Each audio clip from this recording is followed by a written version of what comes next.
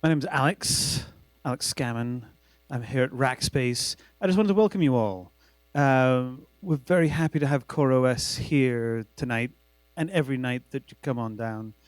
You do know that we have very strong connections with the CoreOS crew from Rackspace. A lot of the people who founded this office here went on to found CoreOS, and a lot of the people here who were here also work at CoreOS. So there's a lot of cross-pollination with what we do. I myself use CoreOS to run my ZNC server. It's very important to me. So I just wanted to welcome you all here and hand it over to CoreOS to run a lovely meetup. Thank you very much. Hi, everybody. I'm Josh Wood from CoreOS. We very much want to thank you all for coming on down this evening. As Alex mentioned, this is certainly a long-standing and historical relationship between our two companies. We are always happy to reinforce it. The same is true for our relationship with the folks at Deis, who are co-producing this meeting with us tonight. So we'd like to thank them very much for co-producing with us, and to Rackspace for hosting us. So at any rate, I won't waste a lot of your time with introductions. We do have a really nice slate of talks for you this evening. Up first is our own Eric Chang, software engineer at CoreOS, who'll be telling us about authentication improvements in Kubernetes connecting to our open source Dex identification provider project. Eric? Hi, everybody. Oh, man. I may need you later so I can type, by the way. Just okay. Hi, everybody. My name's Eric. I work on the Tectonic team over at CoreOS. Tectonic is CoreOS's Kubernetes offering, and I primarily work on authentication and authorization within our system and on Dex. So the agenda today, a little bit of an introduction to Dex, just so we can all be on the same page. Then I'll be talking about authentication in Kubernetes, authorization in Kubernetes, and the future. Quick word on Dex. So Dex is an open source project at CoreOS. There's a lot of words that mean stuff, like OpenID Connect and federated and blah, blah, blah. But the big point of the project is CoreOS wanted a service that was basically provided identity to a lot of applications. You want users to be able to log in. You want to just be able to get some information out of them, like their email, and then you want to go about your day without having to worry about that for every single new application you build. So this is Dex. It's pretty cool looking. What this is Dex running on accounts.tectonic.com. So when you log into accounts.tectonic.com, you get sent over to Dex, and it figures out who you are. Really fun stuff. So just to give a little background, we have to go over OAuth 2, which I apologize for profusely. So just a quick reminder, OAuth 2, there's an application, there is a provider like GitHub, and the application wants to act on behalf of me with the provider. So I show up at somebody's website, and then I get sent over to GitHub for a page like this. This is our own Dalton has a little service that is trying to get some information out of me. And then eventually I get sent back over to once I approve this, then I get sent back to the application with some information. Cool. So in our world, Dex is the provider. So it's the thing that your application gets sent to, and I'll just show a little demonstration of that. Oh. So obviously, Dex doesn't have much of a UI. If we go to Dex, oh. Yep, that's like one key off. So obviously, Dex doesn't have much of a UI. It's you use apps and you redirect to Dex to get some information. So I have a client running on my laptop right here, and when I go and press login, I'm going to get sent to Dex in the typical OAuth fashion. Cool. So now Dex asks me to log in. Go ahead and click on that guy. And chorus. Oh. 1, 2, 3, 4, 5, 6, 7, 8. Log in. Cool. And Dex sends me back to the application running on my laptop with some information about me. Specifically, you can see, hey, Eric Chang. Cool. So now this application knows who I am.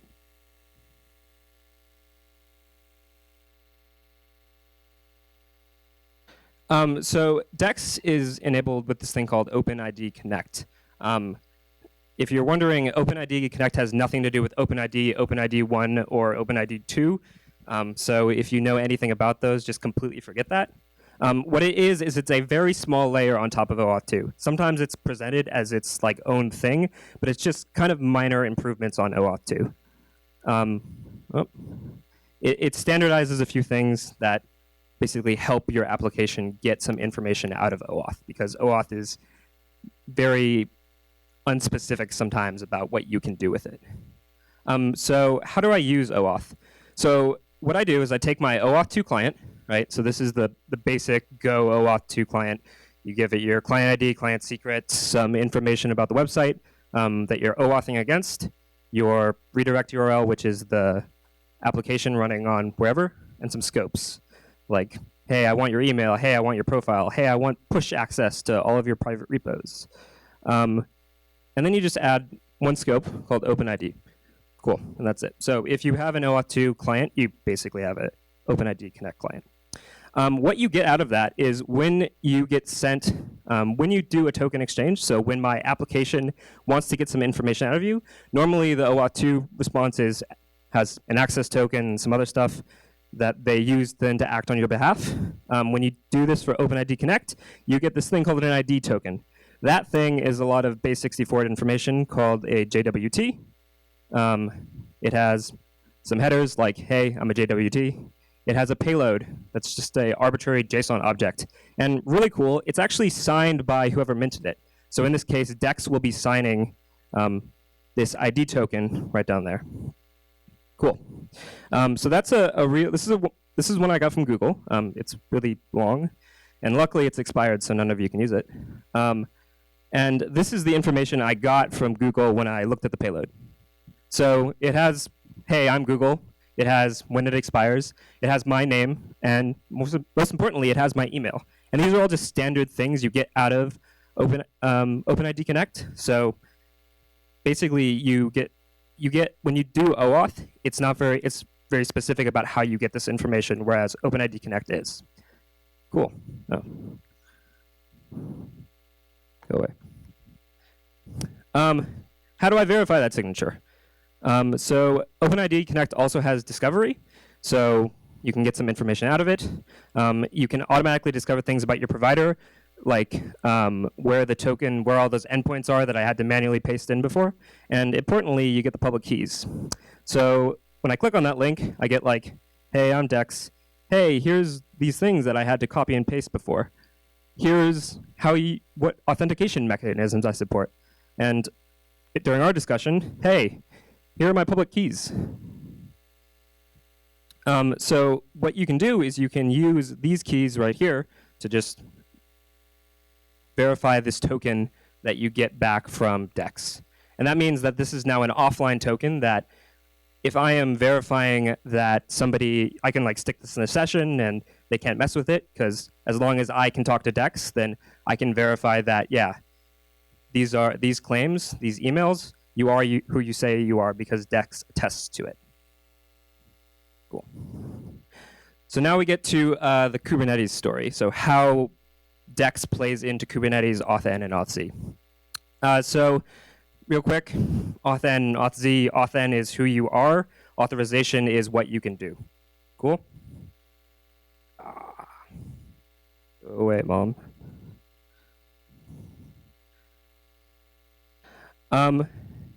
So as of now, as of right today, there are 3 sort of sets of authorization plugins that you can use with Kubernetes out of the box. So you can like look at a TLS asset and look at the TLS certificate to authenticate with your clusters. That's how I'm working on this right now. If you use the CoreOS Kubernetes repo, that's how it works. You can use a password file, like an actual password file stored on disk that you look up a password in and figure that out. You can also use the OpenStack solution Keystone. And then you can use a token file, like another actual file just sitting on disk. Or you can use OpenID Connect. So as we discussed, what it just does is it looks at that ID token, verifies what it is, and that it is attested to, and then figures out, hey, this person is Eric Chang at CoreOS.com. Again, really simple. When you spin up your API server, give it some flags and say, hey, this is where you get all this information. It does the discovery, awesome stuff. And then at kubectl, you can just say, use this token, and you're pretty set. Quick aside, when we're talking about plugins in Kubernetes, it's not particularly dynamic. Plugins mean you endured the upstream Kubernetes experience and got something through into a major release. So as of now, these are like the only ways you can authenticate with Kubernetes. And for us, that's kind of sucks because, you know, maybe we would like to have customers who don't use those things. So this is where Dex Federation really works well. So if you looked at the first slide, Dex can provide you with a lot of different login mechanisms. So an example would be, hey, I want to federate to an LDAP server. What I can do is I can have Kubernetes talking to Dex, and then Dex logging you in with your username and password for the LDAP server. And suddenly you're driving Kubernetes authentication with something that Kubernetes doesn't understand. So in that sense, Dex acts as this kind of proxy between what your user story is and what Kubernetes can speak. So Auth-Z. So as of 1.1, these were the 3 Auth-Z options. So you can allow anyone in your cluster, you can deny anyone and see how immutable your infrastructure is, or you can have another file on disk, which is an ABAC file. The ABAC file sort of looks like this. You have your user, I can say like, okay, Eric can read any of the services from Tectonic Prod, the namespace, or anybody who's in the Tectonic group can do anything to the Tectonic dev namespace. But these obviously get very, very crazy when you want to express complicated things. And when you have like a 100-line ABAC file, it just gets out of hand very, very quickly. So in 1.2, we added the option for a webhook. So Kubernetes is now capable of talking to an outside service and figuring out, hey, can this person do the thing that they're trying to do?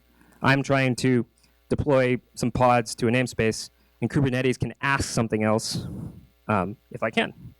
And the way that looks is just really simple. So more flags to the API server.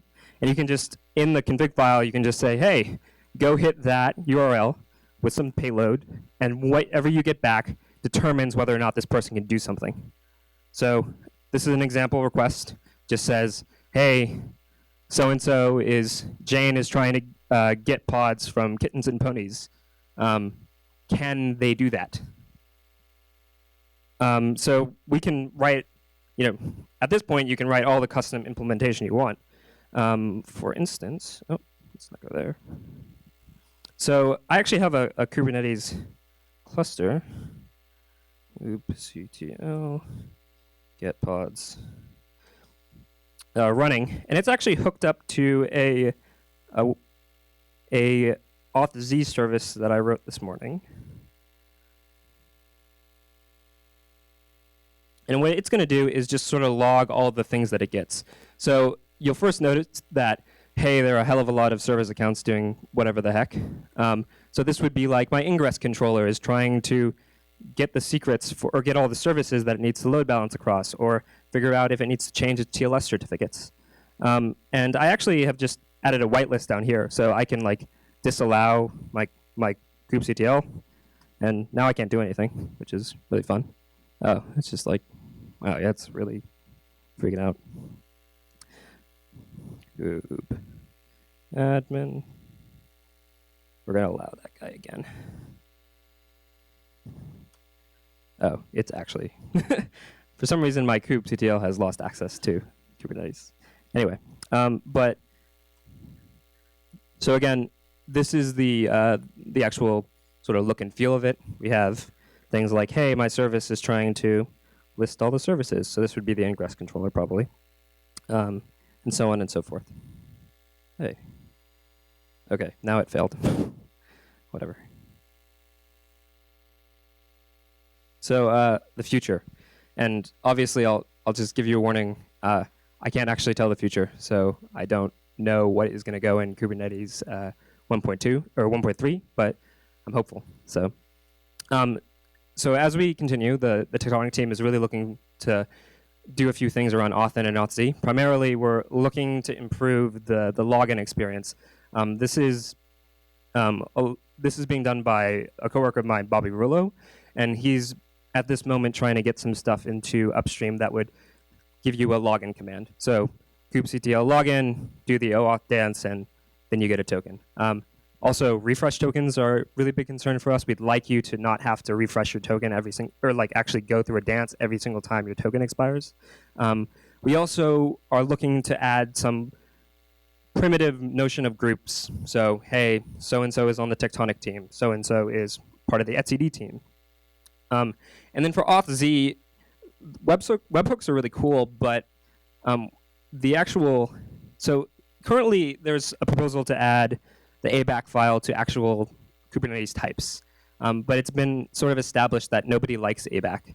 It's really hard to work with. It's good if you have a very small number of users, but it's hard to express things like policies and roles through ABAC. You sort of have groups, users, and that's it.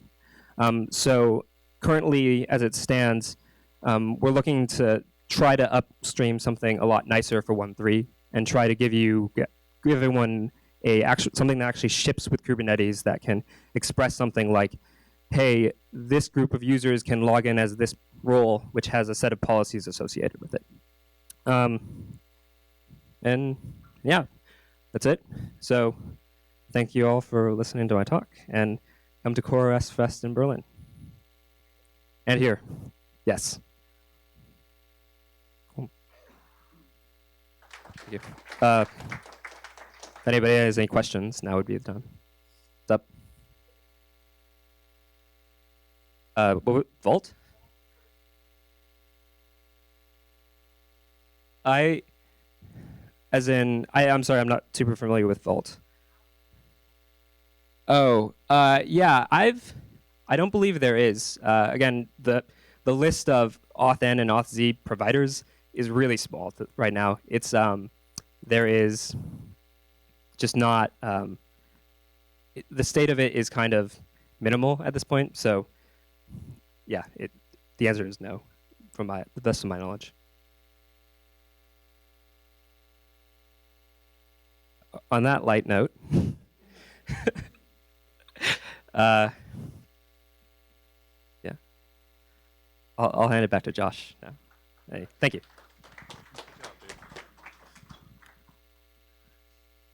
I will mention, in addition to Eric's answer, that Dex itself is open source, and I don't know entirely the license status of HashiCorp's Vault, but we'd be super interested if you came and talked to us, or were interested in contributing to the effort, or even advising us on how we might approach doing integrations with something like that. So, right on. Okay, so as many of you know, and as Eric just elucidated another piece of, CoreOS is all about Kubernetes, a major upstream contributor to the project, one of the guiders and maintainers of the project through the Cloud Native Computing Foundation. And a piece of that work is a little tool we put together called Kube AWS, which enables really easy deployments of Kubernetes clusters on Amazon Web Services. Jason Hansen, Chief Architect at Deis, is going to tell us about the work they actually do on top of those Kubernetes clusters on AWS and what interesting things you might be able to do with it. Jason? Got a lot of typing to do, so I'll figure out how to deal with the microphone situation here in a minute. My name's Jason. I'm Chief Architect at Deis. I've been with them for about a year, and I come from the engine yard side of the house. So last April, we hooked up with Optimand, who's based out of Boulder. I wanted to talk a little bit today about how we decided to drink the Kubernetes Kool-Aid, because we've been a CoreOS stack for a very long time. So it's kind of a story of our success and woe. As of April 2016, the project just reached 5.9 million downloads of Deis V1, which is a full CoreOS fleet-based platform as a service, which implements the Heroku sort of build pack universe. The whale is eating our download count in that couple of months they stopped reporting updates, so it feels fitting. Project is growing like crazy. We're happy with the growth.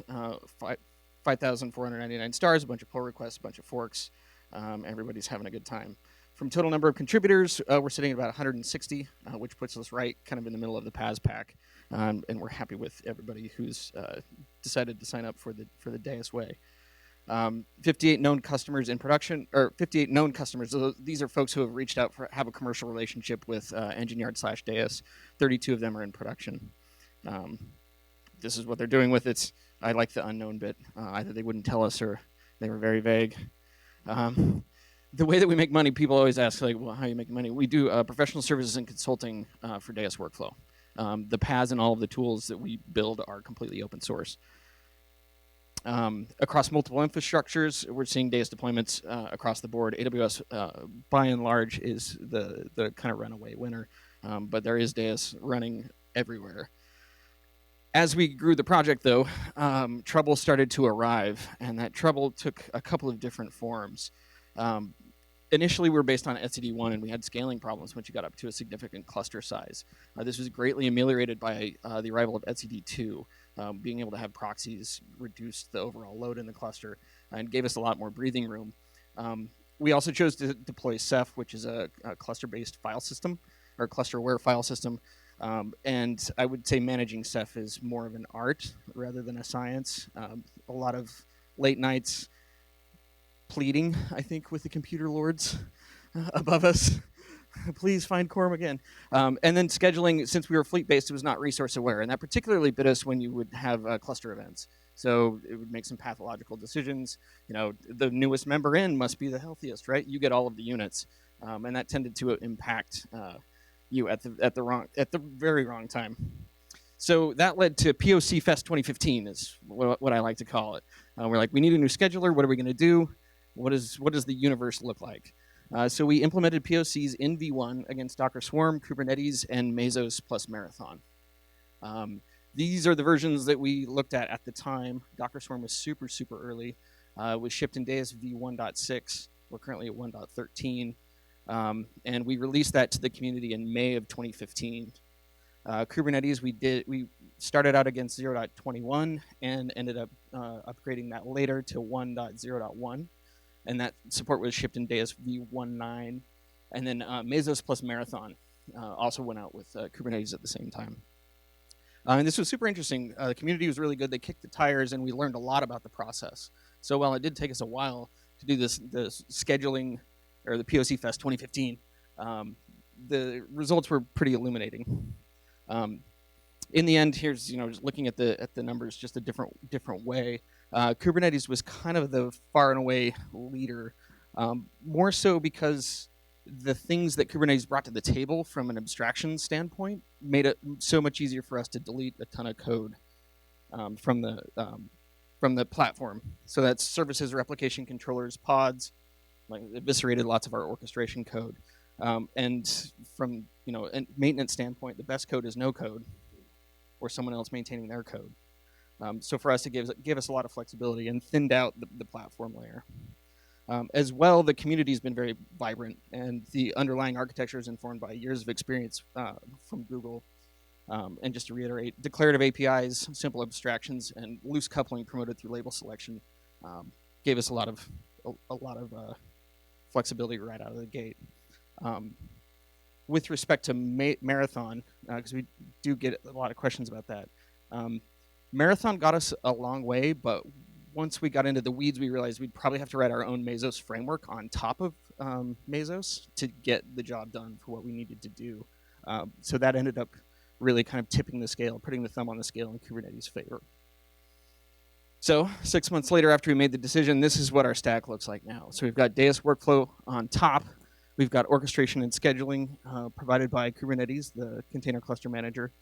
Container engine currently Docker, and we can't wait till 1.3 to get Rocket upstream. So keep on keeping on. Save us all. Node operating system, wherever Kubernetes happens to run, we can deploy on top of it. Infrastructure, you're in the cloud, whatever. Pretty straightforward. One of the things that we've taken as we moved on top of Kubernetes is that we want to be a Kubernetes native application. We want to live in the Kubernetes ecosystem. We don't expect to be the sole sort of tenant of the cluster. When you look at things like solutions like OpenShift, for example, the disposition toward the underlying cluster is a little bit different. So for us, Deis workflow managed applications expect to coexist with Kubernetes native workloads, Kubernetes native. We bring to the cluster simple REST API, the Heroku-inspired workflow that you got with Deis v1, source to image, so git push Deis master, either with a build pack or with a Docker file, application release and rollback. So I just created a release, I changed the configuration, standard sort of PASI type bits and pieces. We do have our own authn and authz layer, which we're bringing over from the v1 world, and then an edge router. When we started, Ingress was in alpha, and we're still using our own edge router. Oh yeah, so the last thing I want to note, developers interface with the platform via simple CLI. So it's Deis create, and then git push Deis master. Operators interface with the cluster through Helm and kubectl directly. And Helm is a Kubernetes native package manager that came out of our development efforts, re-platforming the paths on top of Kubernetes.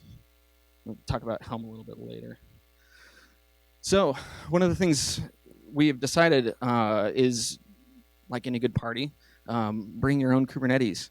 And that's where CoreOS and kubeAWS shows up. Since we didn't want to sort of support the death matrix across multiple infrastructures, multiple operating systems, how to get a Kubernetes, our position currently, until proven futile, is if you bring a Kubernetes, you can run the Deis platform on top of it and get all of those wonderful PASI type functionalities. So CoreOS Kubernetes supports single node and multi-node on Vagrant and AWS. And the question comes up, is it production ready? And I think it depends on your risk tolerance. For us, we're running apps on top of it right today, and we're totally happy with it. But for the interested, follow that GitHub issue. There's a lot of really good conversations going on there about what you want to see in a production solution, Kubernetes solution on AWS on CoreOS. It's relatively straightforward to get up and going. Just make a directory, go into that directory. This one happens to be Mustache. This is the cluster that I'll be demoing on tonight. Run kubeAWS init with all of the various bits and pieces, and that will provide a YAML file for you. Few settings that you need to tweak. You can change the volume sizes, the instance sizes, add some tags, render the set of assets, and then run kubeAWS up. And then go drink some coffee. It takes between 5 and 15 minutes while the AWS gophers go spin on their wheels.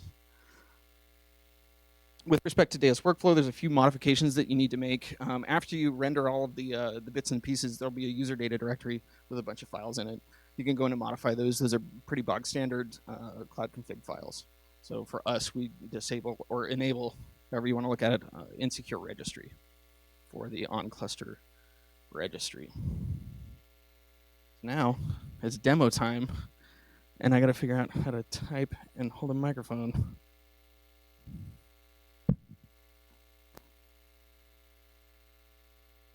Thank you. I'll stay with this. All right. Everyone see this in the back? All right. So what I've got here is a four-node cluster. We've got one master and 3 replicas. I'll make this a little bit smaller. I feel like we're going to be very close by the end of this. Get your phone number. Okay, good. Oops, that's not what I wanted to do. Okay, so Deis installs into its own namespace. So KD, whenever I type KD, it's kubectl namespace Deis. I got tired of typing that like 30 seconds after we did it, so everybody has bash aliases. RCNPO. So here we have the set of services. Yeah, don't go too far. We've got the set of services that comprise the platform. So we've got the builder component, we've got the controller component, which is the API surface area. We've got Logger, Minio, which is just a development in cluster S3 compatible storage system. The registry, which is a Docker managed Docker registry. We've got the set of replication controllers here, which are relatively straightforward and Kubernetes sort of native components, and then the set of pods, which are busily doing the thing that they do. So over here on the right-hand side, we will make that even smaller.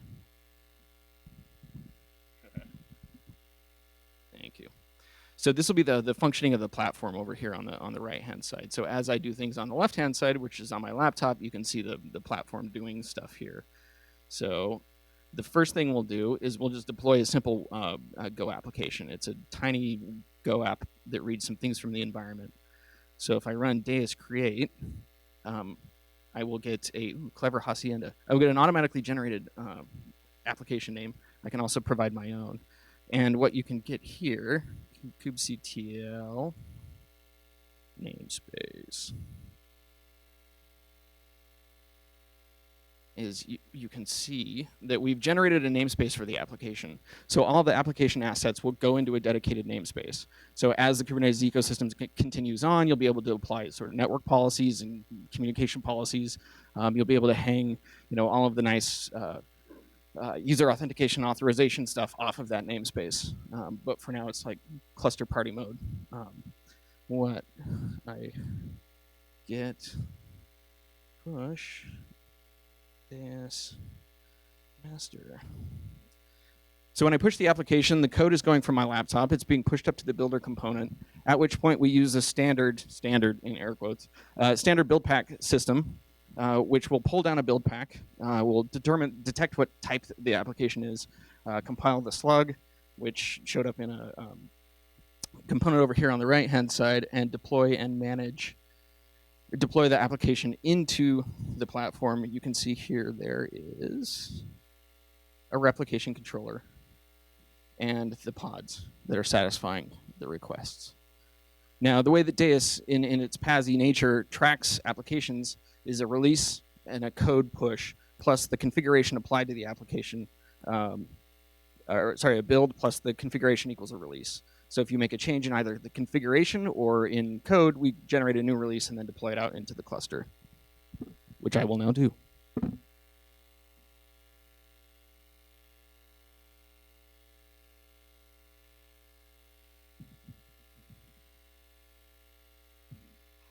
So I'm just making a fake commit. I'm going to change the SHA, and then I'm going to push it. Behind the scenes, we're doing the same thing. We're receiving the code push from the developer's workstation. We're turning it into an application slug in this one-shot pod. And then, in the upper right-hand corner, there it is. We've created v3, represents the new code, and we orchestrated a rolling restart. From the developer's perspective, this application, let's say it's written in Ruby, and they just got 4 users. So what do you do when you run into a situation with Ruby and have more users? You add more Ruby. So we'll do that.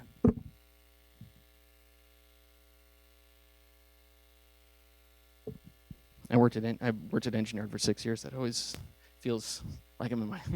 Oh, you need to add more unicorn. It'll be fine. It'll be fine. So what we're doing here is we've set the desired count for the pod to 5 through Deis scale web equals 5, and Kubernetes has busily gone about and booted additional pods for us.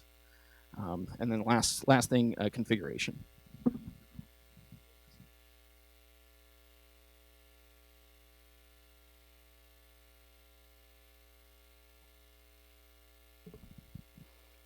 So we've changed the configuration, but the code remains the same. We are now preparing a new release and doing a rolling restart across from v4 to 5, from 3 to 4, excuse me. So here you can see the replica counts being decremented and incremented. We are targeting Kubernetes 1.1 for default enabled extensions. This will be replaced with the deployments controller. That's one of the advantages of sitting on top of Kubernetes is as the platform underneath us gets better, we get to write less code, and the end users get to focus on other stuff. So as that's going, so we support out-of-the-box build packs across as many languages you can find build packs for.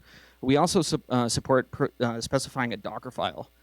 So if you describe your application with a Docker file. We will accept that Docker file. We'll do the Docker build in cluster, and then we'll treat that just like we did with the build pack application.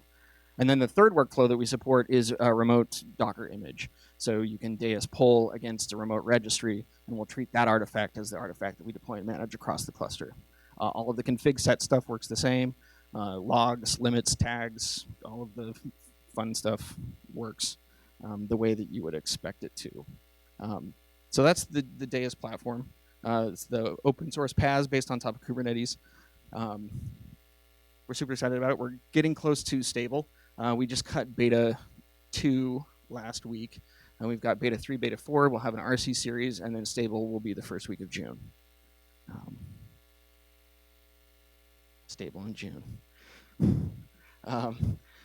Any questions on the PaaS stuff? And then I'll show you Helm real quick, because I like to end the demo by destroying the cluster, because that's the only way to live.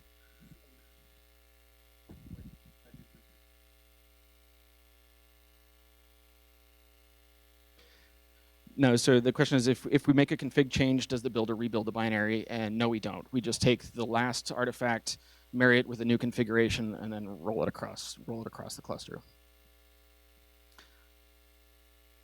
Cool. So that brings me to Helm. So this is all great for 12-factor apps, but most of the applications that people write have downstream dependencies, right? An application is a network of dependencies for other services. I need Memcache, I need Redis, I need Rabbit, I need all sorts of other stuff. For that, Helm is the tool that fits the bill. So Helm is a Kubernetes native package manager. It's inspired by Homebrew. It allows you to manage a set of remote repositories that contain within them what we call charts. Those charts can be a collection of manifests, Kubernetes resources. Deis itself is shipped as a Helm chart. I'll show you that real quick.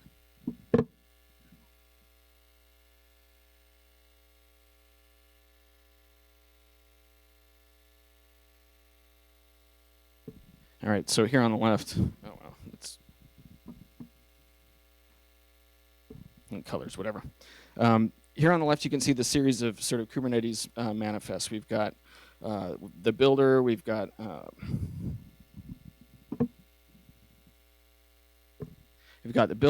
controllers, database secrets, the logger component, replication controller. Helm supports simple sort of template interpolation and generator, so you can call out to a shell script.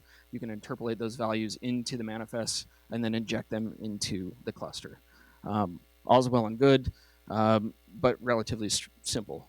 So one of the things that we've done recently is we've joined forces with Google to upstream Helm and merge it with Deployment Manager, which is an active in-cluster manager for Kubernetes deployments. That stuff is going apace, and there should be some pretty fun stuff coming out of that relatively soon. So if you want to, or are having challenges internally managing Kubernetes native applications, Helm might be worth a look for you and your team. Helm doesn't have any access control, release and rollback. It's not a PaaS. It won't ever be a PaaS. It is it essentially calls out to kubectl. So if you have access to kubectl and can run commands in the cluster, you can manage software with Helm. So that's Helm. The lightning whirlwind breakneck tour of Helm, which I talked about. Any questions? Does anyone know what Kubernetes is? Okay, good. God, left that slide out.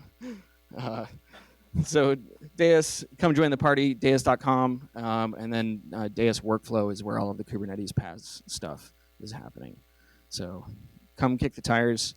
We have a Slack channel, so you jump in that thingy and you can hang out with me and all of the engineers having a good time. Cool, and with that.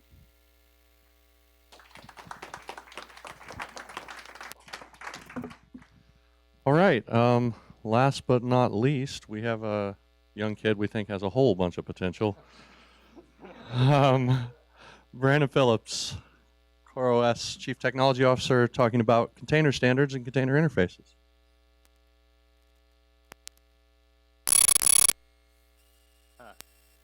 Yeah, that's great. I am a robot. All right.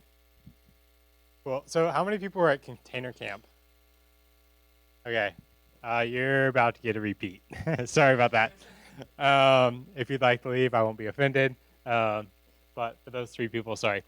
So what I'm going to do here is I'm going to talk through some of the container standards work that's been happening inside of the broader ecosystem, and why it's important and why we're doing all this stuff. So you're all familiar with CoreOS, so we can skip that stuff. All right, so as we all know, in order for all this container stuff to work, we need to have some way of a bunch of different tools to interoperate between each other. And so for that to work, we have to build specifications.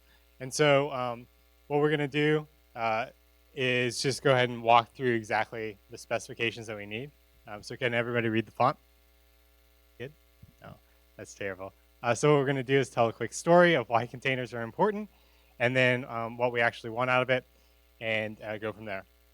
So we are all pretty familiar with this story of you have a bunch of code as a software engineer.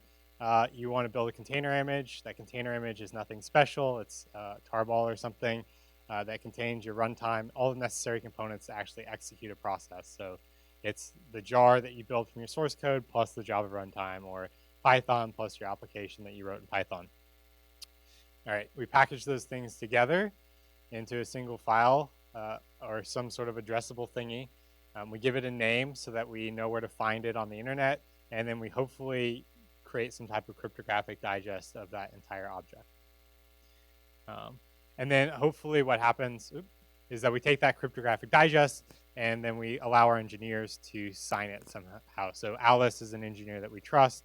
Alice takes that digest, uses her public key to create a signature, and then that is something that we can use to then validate later that the thing that we built landed on a box, and that box trusts Alice because Alice is an engineer that's allowed to deploy code to that machine. Okay? Now, as an operations engineer, we get this story. You have some machines. You take one of those name things that you download over the internet. You have mirrored somewhere internally. You say, I need 3 of these running. And then those actual container objects end up landing on a host. And then ideally, they end up running no matter what happens, whether you're using a container runtime like Docker, container engine like Rocket, or whatever.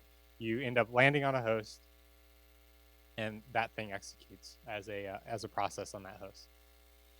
Okay, and so that's the story from build to run, right? We have this object that our build system, whether that be Jenkins or Dockerfile or some other thing, builds the actual asset. We host it somewhere, and that hosting environment may be some NFS mirror, or it could be an HTTP server somewhere. And then we run it on some sort of runtime that is compliant and understands that actual format. That's the dream. That's the hope. And then we may get other knock-on effects that we may find interesting that we haven't really explored fully. So we have this image vulnerability scanner called Claire that we integrated into Quay, which lets you dig through these objects and figure out what's inside this object and are there vulnerabilities, etc. Okay. So we've been on a long journey over the last few months, well, about a year and a half, towards getting an industry shared standard around this stuff. And the effort that we're all in together right now is called the Open Container Initiative, or the OCI. So let's go through what Docker is. So Docker is an image format, a container runtime, a log collection daemon, an init process, and then also a container image build system. And it's kind of all these things at once.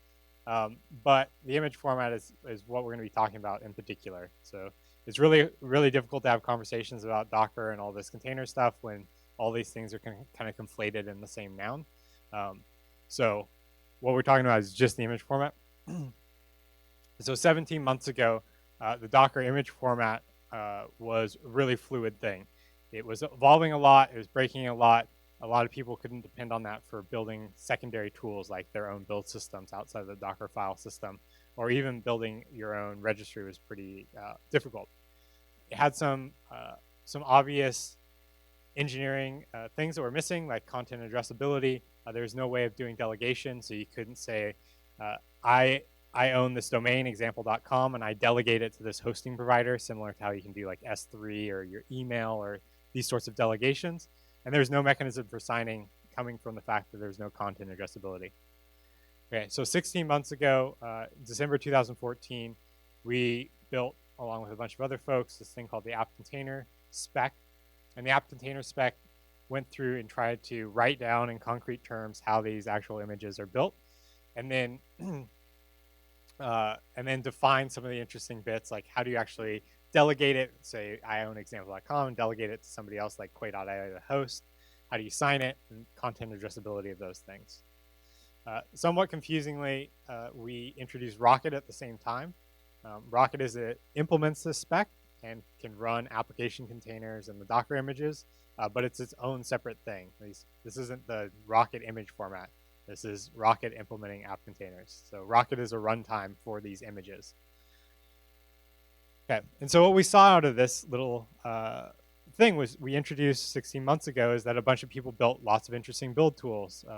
So there's things that convert from Docker images to app container images. There's unique new ways of building images like through AC build or Go ACI that converts directly from Go source code into an application image. Things that take a list of Debian packages and converts into application images and removes all the unnecessary metadata. We saw a really cool thing from a company called BlaBlaCar, which is called DGR, which does really interesting tree-based builds. And BlaBlaCar sounds way cooler when you have a French accent, like everyone who works at BlaBlaCar. So it's not just that. So that's that. So we had some interesting build tools pop out of it, and that's what we wanted to enable by writing down this spec, is people to do interesting things and create new optimizations around these image formats. All right, so 12 months ago, that's incorrect date, but 12 months ago, the Docker v22 format was released, and all the dates are wrong on here, but Docker v22 format was kind of a collaboration with a bunch of folks in the community and some of the initial Docker engine folks about what could be improved in the format. And so it got some new capabilities. It was content addressable. It didn't address this name delegation thing like email MX record delegation, but it did allow for optional but non-prescribed signing. So it improved a lot of the things that were kind of just missing, like a concrete schema and content addressability of these images. And then 10 months ago, we Docker, CoreOS, Red Hat, a bunch of other folks, you can see all the logos on opencontainers.org, built this new initiative called the Open Container Initiative together to sort out a lot of these questions around how do these specs work together, how does the runtime work, how do the images work. So initially when we introduced this whole thing 10 months ago, what we started with was the runtime side. So how do we actually define verbs around a running process? How do you start it? How do you stop it? Are there other verbs like a create or like whatever? And then the file system layout, which is essentially those files of Java and Python, etc., on disk that you root into and you execute, and some JSON manifest that describes like the C groups, etc. So it started with the runtime spec. Today we're at runtime spec v04 or something. And really hasn't changed that much except for moving some stuff around and really thinking through the consequences of putting verbs around very fuzzy things like the Linux kernel, which the Linux kernel provides you every API possible and no semantics on what they all mean together. So still working on that side of it. And then, well, okay, so this is from Container Camp, but this is like 2 weeks ago or 3 weeks ago, we introduced through the OCI Technical Oversight Board a new project called the OCI Image Format Spec Project. And this thing is actually getting to where we want to be, where we have an image format that's shared. So the runtime stuff is useful and sort of interesting, but it's for people who are implementing things like the Docker engine or Rocket engines to understand that spec. That's not really something that impacts people who are building images or shipping images around. That's kind of inconsequential details. You, as somebody who's running a container, just really care that like start actually runs the process and stops the process, Outside of that, it's not really something that you're going to pick up and read. Honestly, none of this is something you should pick up and read. But what the OCI image format spec is it's about writing down how do I serialize a bunch of files into this image format. It's going to be content addressable, and then there's some optional stuff like signatures and naming, so we can finally have this name delegation thing where you can own your domain, and then you can choose your container image hosting provider. So that project just got underway a couple weeks ago. I'm very optimistic about where this is going. So the overall goal with this is that we end up with a standard container. We are sort of working, we're getting pretty close on the runtime side, at least those basic verbs. We really need to get to the image format, which I hope to do in the next 2 to 3 months. That should be fairly straightforward work inside of the OCI, as we have a very good grasp of what these image formats look like. We have now a diaspora of them. We have the Docker original V1 format and the V2 formats and AppC, and we can lean on these things as we move forward through the OCI. And you can think of the OCI final format as being kind of the combination of the Docker V2 work and then the features of AppC, and kind of bringing those together in a reasonable manner. So the image format itself, identity and signing, so that we can actually end up trusting people who build these things when they land on our hosts. Naming and discovery. And distribution. Distribution is currently out of scope for the OCI, so this is how, given a name of an image, how to actually download it and land it on the host. This is currently out of scope, but it's something that we're working on through the TOB and et cetera to get into scope. Because really, like, at the end of the day, the big innovation that happened in these container formats is the concept that not only do I build the container and put it into a tar file, which we've been doing that for years and years and years with BSD jails and LXC, et cetera, but it's actually moving those things around between machines that's important. The shipping of the shipping container. And the entire goal of this is to enable innovation. By having these specs, we're able to have new build systems emerge, build systems that create minimal containers. They allow for new ways of integration into our existing CI and CD systems, et cetera. And then enabling people to innovate around the runtime. If each individual runtime ends up with its own image format, we end up in a very bad place as an industry, because if somebody has a brilliant idea of how to make a better UX, they have a brilliant idea how to make a more secure runtime, we're in a bad shape, because they don't actually have a spec that they can rely on to get access to the entire library of existing applications packaged as containers. All right. So that was a lot of talking.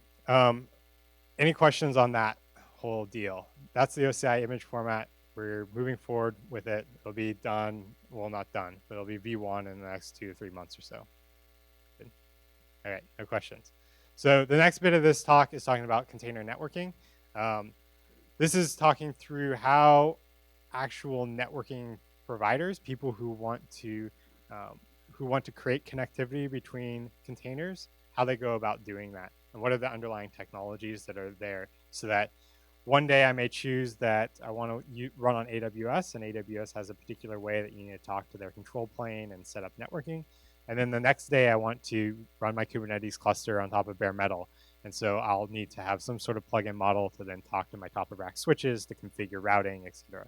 That's what this is about, creating connectivity between containers. So when we were building Rocket, we really wanted to have networking be something that's pluggable, something that people can have different options without talking to the Rocket engine folks about how their networking is actually set up. So when I launch a container, I just wanted to talk to some process to set up networking. I don't want that code to live in the Rocket code base, because engineers are already busy enough. So the CNI, or the Container Networking Interface, was originally designed for Rocket, but it's been used in a lot of places since then. It's under github.com/appc/CNI. And what it's about is just getting L3 IP-based connectivity between processes, between container processes. We use the term pod in the Kubernetes sense. A pod essentially is a container that contains one or more processes that are running together, and these containers share L3 IP connectivity.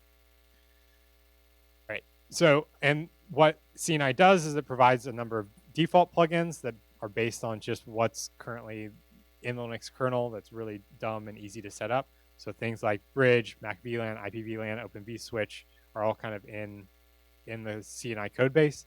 And then there's a bunch of external plugins. Well, some of these are external, some are just in the code base, but Weave and Project Calico are completely external plugins, so they just implement the interface.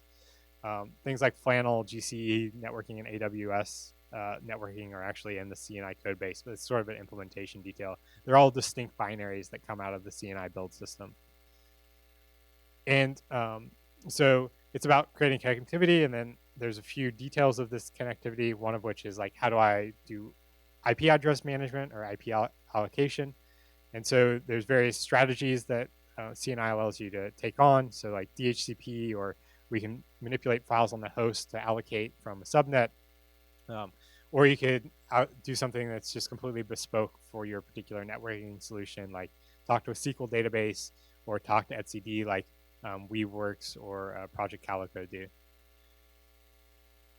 And the way it fits into this overall story is that things like Kubernetes or Rocket call into CNI. So you say this cluster or this runtime is going to use this CNI plugin, and then the CNI plugin then does the actual orchestration on the network namespace running inside the network namespace that's the Linux process is in. And so it allows for a little bit of flexibility as well. Containers can join multiple networks. The whole network is described by just this JSON config that comes in through standard in. And there's two verbs. There's the add verb and the remove verb. So when you create a new container, you add it. And this is so a control plane may set up like firewall rules or allocate the IP address. And when you remove it, it then can deallocate those rules or remove the IP address allocation. And it's really straightforward. There's just some JSON stuff that describes like the configuration and the IP addresses. And this all can be done with a shell script. So you have this JSON thing that comes in through standard in. You set up a network namespace. So Kubernetes or Rocket will set up this network namespace.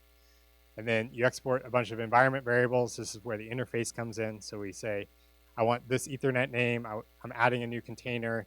The container ID is this whatever blob that's representative inside of Kubernetes or whatever. And then you execute the actual plugin. So in this case, Bridge here is the plugin. And then this is the JSON that goes into the Bridge plugin. So this is going to allocate a F0 on top of this Bridge that's configured in this JSON back here. So this allows for a lot of flexibility. Plugins completely manage their own state. They're just a Unix process that is executed before the actual container runs. Because the process, this plugin, gets full access to the network namespace, you can see here that we just give the container the path to the network namespace. Because it has full access to that network namespace, it can do everything that the Linux network stack can do. So you can set up IP tables, you can set up routing, blah, blah, blah. And external plugins can do essentially whatever they want. If they want to go talk over the network to a database or whatever, they just have to implement this really simple Unixy API with environment variables and standard in, and then do whatever they need to do their work. And this is what Metaswitch Networks and Weaveworks do with their plugins. The community, we have maintainers from CoreOS, Pivotal, and Weaveworks.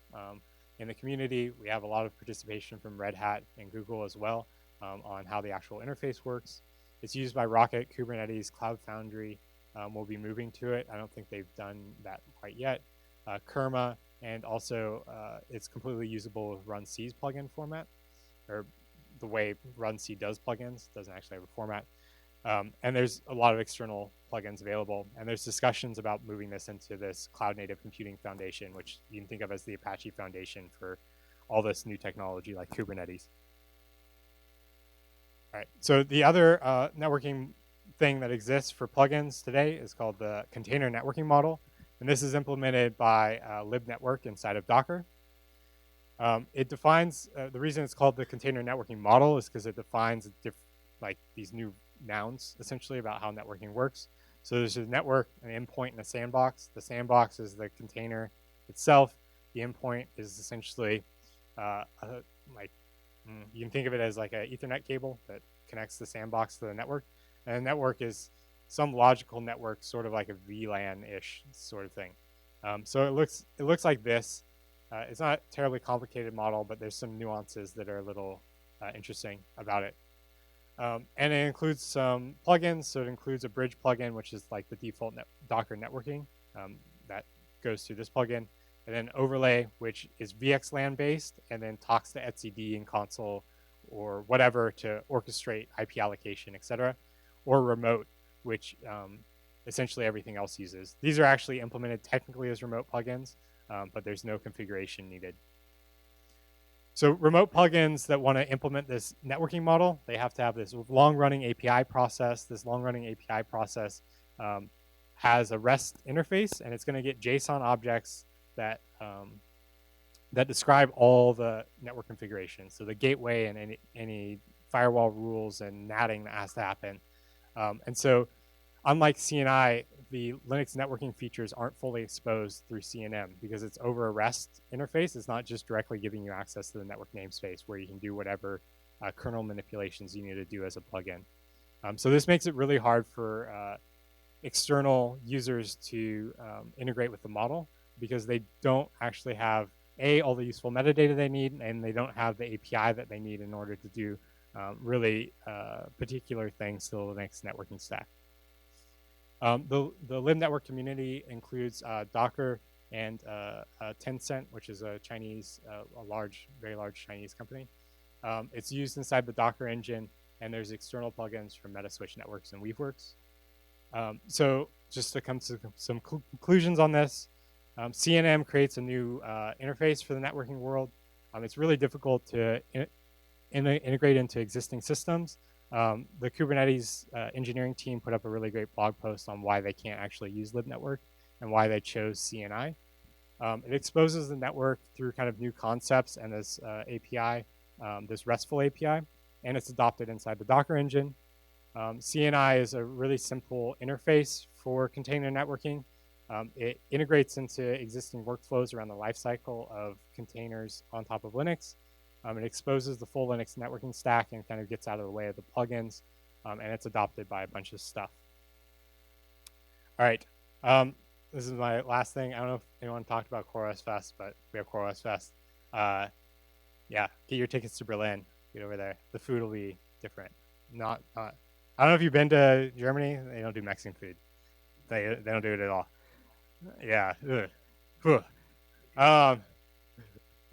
So that's all I got. I thank you very much for your attention. Thanks.